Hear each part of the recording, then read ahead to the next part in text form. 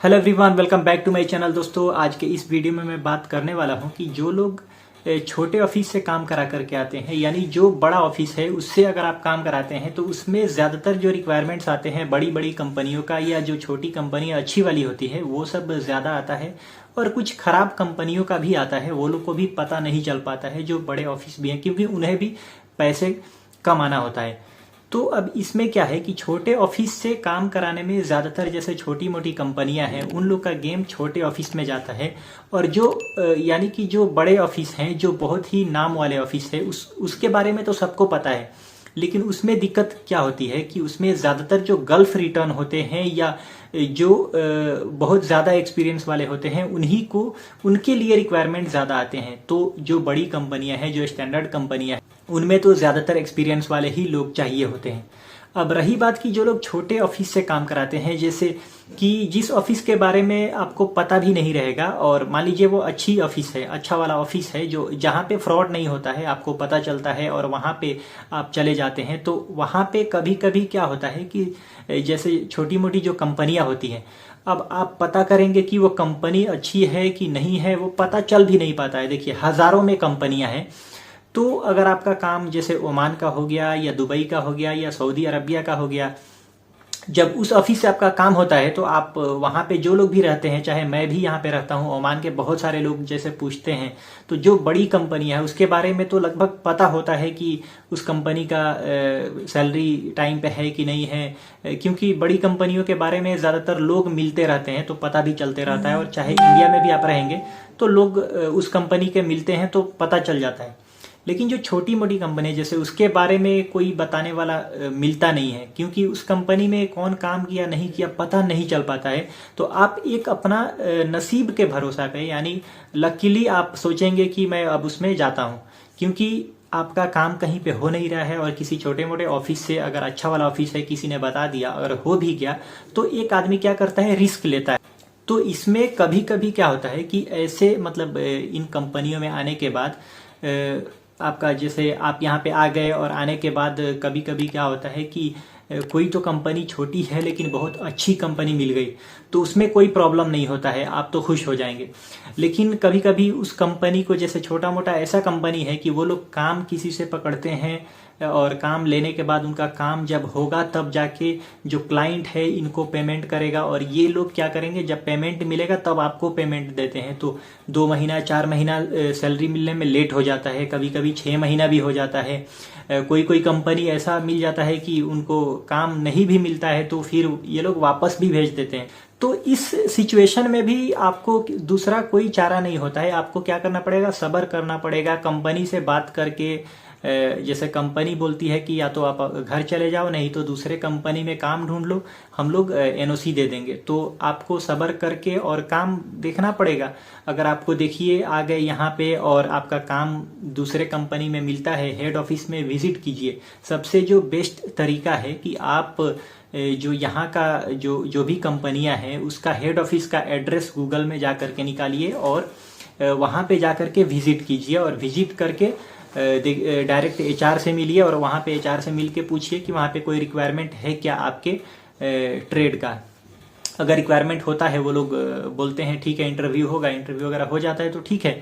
अगर नहीं लग पाता है तो आप यही कर सकते हैं कि फिर से आपको वापस जाना पड़ सकता है। लेकिन ऐसा भी हो जाता है कभी कभी, तो क्या कर सकते हैं, इसमें कोई कुछ नहीं कर सकता है। मेरा भी जैसे काम हुआ तो मेरा जो काम हुआ था उसी टाइम मैं भी आया। मान लीजिए मेरा भी कंपनी मतलब ठीक ठाक है तो ही मैं हूँ, अगर नहीं होता तो मैं भी कुछ नहीं कर सकता था, मुझे भी वापस जाना पड़ता या तो दूसरा कंपनी में काम ढूंढना पड़ता। तो ऐसा मतलब कभी कभी झेलना पड़ता है, तो इसके लिए भी तैयार रहना चाहिए। ये नहीं है कि मेरा काम हो गया, जब तक काम नहीं हो रहा है तो आप परेशान है। काम हो गया, अगर फिर दोबारा आपको ऐसा परेशानी झेलना पड़े तो और भी ज़्यादा टफ हो जाता है। हमें भी पता है कि ऐसा भी सिचुएशन आता है, क्योंकि यहाँ पे मैंने कुछ लोगों को देखा है कि यहाँ आने के बाद उस कंपनी के पास काम नहीं है और वो कंपनी सीधा क्या बोल रही है कि आप या तो घर जाओ या तो दूसरे कंपनी में काम ढूंढो, और जब आपको काम मिलेगा तो हम लोग आपको एनओसी देंगे। तो मान लीजिए कितना मुश्किल हो जाता होगा कि फिर वो काम ढूंढेगा, काम मिलेगा कि नहीं मिलेगा, और आप 50,000 60,000 70,000 भर के आए हुए हैं। और इसके ये जो छोटे ऑफिस होते हैं, इसके अलावा जैसे एजेंट से आप काम कराते हैं, जो मतलब एजेंट के बारे में पता करके अच्छा एजेंट है और उसके थ्रू अगर आप काम कराते हैं, तो ऐसे भी लोग काम कराते हैं। और जिनको लगता है जैसे काम नहीं होता है तो वो तो परेशान होते हैं, तो सोचते हैं कैसे भी मेरा काम हो जाए। तो छोटे ऑफिस और जो एजेंट से काम कराते हैं तो इसमें थोड़ा सा रिस्क ज़्यादा होता है। जो अब आप बोलेंगे कि जो बड़े ऑफिस से हम लोग काम कराते हैं उससे भी तो मैं जाके फंस गया था। बहुत सारे लोग मतलब ऐसा भी बोलते हैं, और कभी कभी बड़े ऑफिस से भी ऐसा होता है। तो जो ऑफिस वाले हैं वो कंपनी में जाके थोड़ी देख रहे हैं कि वो कंपनी में टाइम पे सैलरी है कि नहीं है, कोई भी देखता थोड़ी है। वो तो बस उसको पता होता है ये कंपनी है और उसका रिक्वायरमेंट है, कंपनी वाला उस ऑफिस को मेल करता है कि हमको इतना मैन पावर चाहिए, ये लोग दे देता है। तो कोई भी जाकर के कंपनी का पता थोड़ी करता है, सबका अपना अपना बिजनेस है। तो यही है कि बड़े ऑफिस में ये सब थोड़ा कम चांसेस हैं, आपके फंसने के चांसेस कम होते हैं। हालांकि आपका नसीब खराब होगा तो बड़े ऑफिस से भी जाकर के आदमी फंस जाता है। नसीब अच्छा रहेगा तो छोटे ऑफिस से भी अगर आप जाते हैं, तो अगर छोटी कंपनी में भी जाते हैं, तो अगर छोटी कंपनी है लेकिन वहाँ का मैनेजमेंट अच्छा है और सब कुछ सही है, तो आप वहाँ भी जा करके अच्छा सेट हो सकते हैं। तो इसीलिए इसके लिए भी आपको तैयार रहना चाहिए कि चलो अगर आगे चल करके अब आने के बाद यहाँ पे अगर आपको प्रॉब्लम होता है तो इसे डील करने का आपको मतलब डील करना चाहिए। थोड़ा परेशानी तो होगा, लेकिन एक कहीं ना कहीं एक स्टेप तो आप आगे आ गए। अब आगे आ गए तो ज़्यादा पीछे हटने का भी फायदा नहीं है, वहाँ पे रह करके आप सर्च कीजिए तो कुछ कर नहीं सकते हैं। ठीक है, आप अपने आप को मोटिवेट कीजिए और मोटिवेट करके वहाँ पे जॉब सर्च कीजिए, और जॉब मिलता है तो ठीक है, नहीं मिलता है तो क्या कर सकते हैं, फिर आपको वापस जाना पड़ेगा, वापस जाके फिर काम कराना ही पड़ेगा, दूसरा कोई मतलब चारा नहीं है।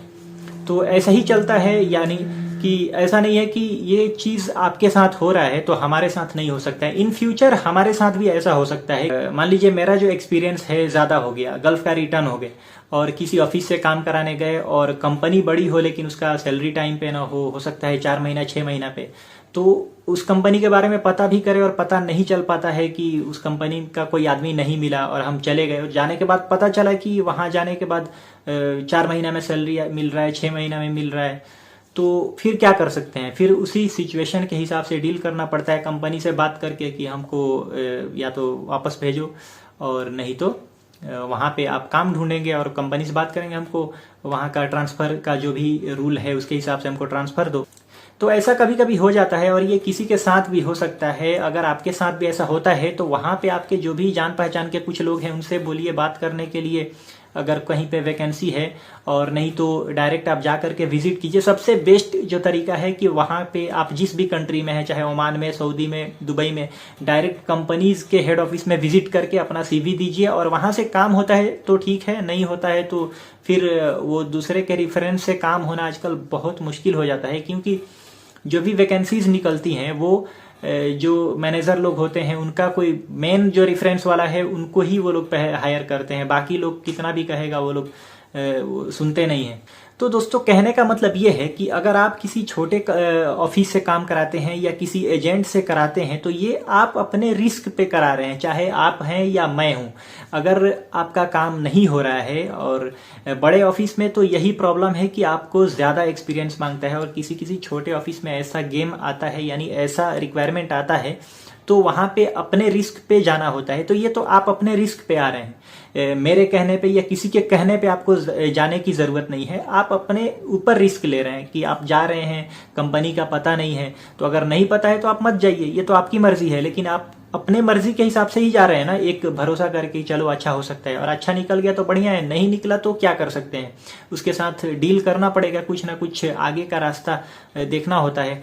और क्योंकि लाइफ टाइम तो वो परेशानी रहेगी नहीं, कभी कुछ ना कुछ आगे हल निकलता है, और नहीं भी निकलता है तो फिर जाएंगे दूसरा जगह काम करेंगे, क्या कर सकते हैं, यही करना पड़ता है, और बहुत ही मुश्किल होता है, ये तो मैं समझ सकता हूँ। चलिए दोस्तों वीडियो को खत्म कर, okay, thank you very much.